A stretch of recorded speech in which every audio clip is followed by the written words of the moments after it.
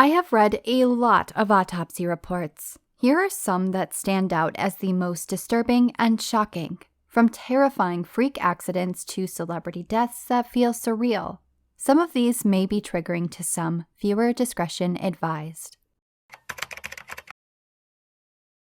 On the afternoon of July 26, 2009, first responders arrived on the Taconics State Parkway in New York State to a harrowing scene. There was a smoking, demolished red minivan and multiple children's bodies piled on top of one another. Beneath was a sole survivor, a badly injured little boy who was the son of the obviously deceased driver, Diane Schuler. She had already been pulled from the wreckage. On that afternoon, a badly intoxicated Diane drove onto an exit ramp and proceeded to speed erratically, driving in the wrong direction on the highly trafficked highway. She made it about 1.7 miles before colliding head-on with an SUV. There were 8 fatalities, including all 3 passengers in the SUV, Diane's daughter, and her 3 nieces. Diane's husband remained in denial that she was drunk despite several toxicology reports. Regardless, she was heavily intoxicated. Diane had a scalp avulsion on the right side, meaning it was torn away from her head. Her major facial bones were badly fractured, leading to deformity of her features. Externally, her neck was mostly unchanged, but internally, she suffered an atlanto-occipital dislocation with transection of her spinal cord. This means that there was a significant tear within her spinal cord along with dislocation, in short, an internal decapitation. The severe trauma also caused spinal nerves to rip away from her spinal column. She also had gaping chest wounds revealing fractured ribs, many of which were also dislocated. There were lacerations to the sac that envelopes her heart, her lungs, liver, diaphragm, and bowels. She also suffered a transected thoracic aorta, meaning a tear to the artery that descends from the heart. She had gaping wounds on her legs accompanied by many fractures. Her pelvis was nearly shattered. These are only the most serious of her injuries, several of which were fatal. She likely died just moments after impact. If you've watched my video on what the gas chamber can do to the human body, then you might be bracing for impact. The chamber utilized hydrogen cyanide gas, which affects a human systemically, and the results aren't pretty. This autopsy was conducted on a middle-aged male in the early 90s. The external exam alone was long, detailed, and grim. The examination. The face has large patches of purple discoloration accompanied by various lesions, some with beginning stage blistering from chemical contact. The eyes protrude from the sockets with scattered red petechial patterns from surface capillaries rupturing. This is also present on the skin. There is a crusted white fluid, likely secretions around the mouth and nostrils. There is an easily detectable bitter odor present, which is a hallmark of cyanide poisoning. The bottom of the body has reddish-pink streaks, which indicates pink lividity. This happens from remaining blood pooling due to gravity after death, and the red tone is unique to cyanide poisoning. The hands are enlarged, with multiple open, once-oozing lesions. Internally, there was congestion present in the brain, lungs, and kidneys due to interruption of blood flow. There was a blood-tinged foam present in the airways and fluid buildup inside of the lung tissue.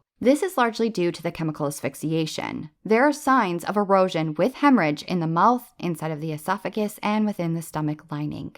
According to record, it took just under 8 minutes for this man to die from the moment that the chemical reaction occurred in the chamber that released the toxic gas. On February 26, 1959, search and rescue found a disturbing scene on a slope in northern Russia known as Dead Mountain. There was a vacant, destroyed tent still filled with shoes, coats, and supplies, including cameras. It appeared to have been sliced open from the inside, and leading from it were 9 different sets of footprints, some without shoes and socks. It wouldn't be for another week before any bodies were discovered. The first 2 were beneath a broken-up cedar tree near remains of a makeshift fire pit. The next 3 were found in their underwear scattered in different areas. The rest weren't discovered until late spring deep in the woods. Most were found inside of a ravine and had on layers of clothing, including some articles that may have belonged to the other victims. As if that isn't strange enough, the victims were found with some serious injuries, including gashes, skull and chest fractures, and missing tongues, eyes, and noses. This particular autopsy belonged to one of the first victims found beneath the cedar tree, a 23-year-old male. His skin was a bluish-gray color. His ears were inflamed externally, and he had bruising to his forehead and temples accompanied by abrasions. The tip of his nose was missing down to his septum. On the back of his left hand, a chunk of flesh measuring 2 centimeters was missing. Similar tissue matching the size and shape was found in his teeth, indicating that he bit his hand himself. He had multiple small lesions on his upper thigh and 3rd-degree burns on his shin and foot. None of these injuries caused his death. His actual cause was hypothermia, and the clues leading to this conclusion were his blackened frostbite fingers, swelling of the meninges covering his brain, and the high volume of urine found in his bladder. To this day, we still don't know for certain what led to this baffling tragedy, now known as the Dyatlov Pass incident. Sam Kinison was a Pentecostal preacher turned comedian who performed on SNL, sitcoms, and late-night TV. I remember him most as Al Bundy's guardian angel on Married with Children. On April 10, 1992, Sam and his wife were on the highway in California in their Pontiac Trans Am when they were struck head-on by a 17-year-old in a pickup truck. The driver was intoxicated and drifted over the center line. Sam's wife sustained survivable injuries, but the damage was catastrophic for him. His last words are some of the most haunting.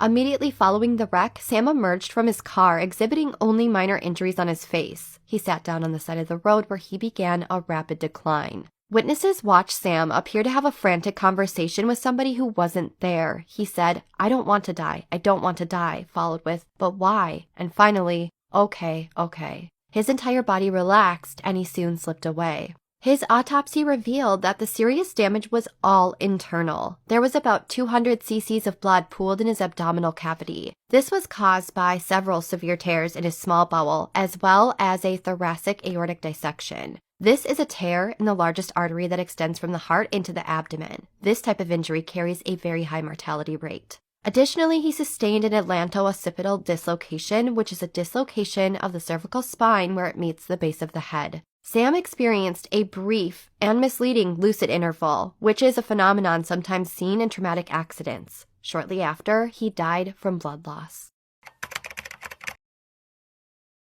What makes freak deaths so disturbing is that they happen in the most unusual of circumstances. The man examined in this postmortem was trying to enjoy a date with his wife at the movies. As he took his seat, he had no way of knowing that it would soon become his death device. Once the film ended, he realized that he dropped his keys on the floor. He got down to look and spotted them far back beneath his chair. He crawled underneath the reclined footrest head first, unaware that it was about to blow a fuse. The rest began lowering on top of him, pressing down on his neck and head with over 1,500 pounds of pressure. His wife desperately tried to pry the rest back up, but it was impossible. He screamed out in agony and remained crushed for 15 minutes before workers were able to dismantle the seat and pull him out. He suffered cardiac arrest due to lack of oxygen. He was revived but tragically died later in the hospital. The back right side of his neck had a linear green and black contusion with a scattered purple web-like rash caused by burst surface capillaries. There were signs of hemorrhage within the muscles beneath. This was the point of compression. The pressure was so immense that it caused internal bleeding in several areas and near completely cut off blood flow to anything above. This resulted in a hypoxic brain injury. Signs of this included congestion, meaning disruption in circulation, hemorrhage, and excess fluid in the brain tissue.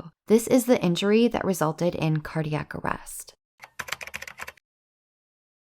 This particular autopsy report is a gross display of what machines can do to the human body. A cardboard baler is more or less a giant hydraulic press, and they have crushing forces that range from 12,000 to 300,000 pounds. This incident happened in a grocery store in New York. The victim failed to lower the safety gate and, for reasons unknown, climbed inside of the lower chamber while in operation. 2 nearby employees heard his screams and killed the machine, but it was too late. He was crushed to death. His external exam made note of the fact that his lower torso and legs were largely disfigured and obviously crushed. His ribs, lower spine, pelvis, and several leg bones sustained comminuted fractures, meaning they were broken in multiple areas. All but his spine and femur were shattered. Numerous large blood vessels in his legs and pelvis were severed, leading to severe internal hemorrhage. One of his testicles was ruptured, likely due to the crushing weight. Soft tissue from his abdominal region and legs showed signs of necrosis, meaning cell death, which is not uncommon in crushing injuries. This happens because the pressure cuts off blood flow to the affected tissue. His liver was ruptured and crushed. There were so many more injuries and abnormalities listed, but these were the most catastrophic. He didn't die immediately, but likely within minutes.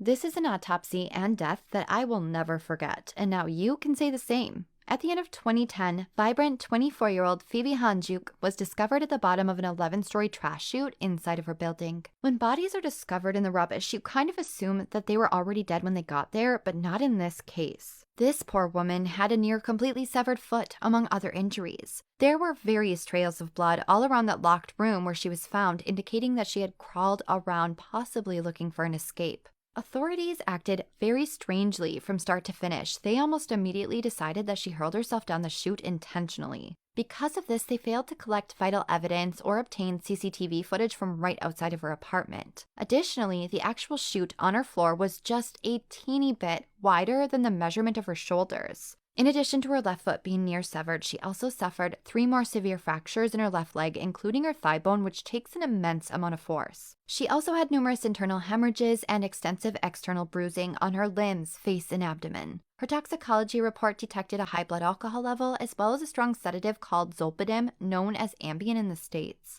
It's because of this finding and the little evidence that the coroner's final determination was that Phoebe's death was accidental. That's right, he believes that she put herself in that claustrophobic trash chute herself, but not with the intent of dying. This case really just feels unsolved. There was blood evidence and broken glass found in her apartment that she shared with her boyfriend. The pair had split a handful of times in the weeks leading up to her death. She also had several outgoing emails that had recently been deleted. The coroner believes that she threw a bag of garbage down the chute, which was never recovered when she decided to crawl in herself. Ambien can cause bizarre behavior, so it can't completely be ruled out, but there are just too many alternatives that were never explored.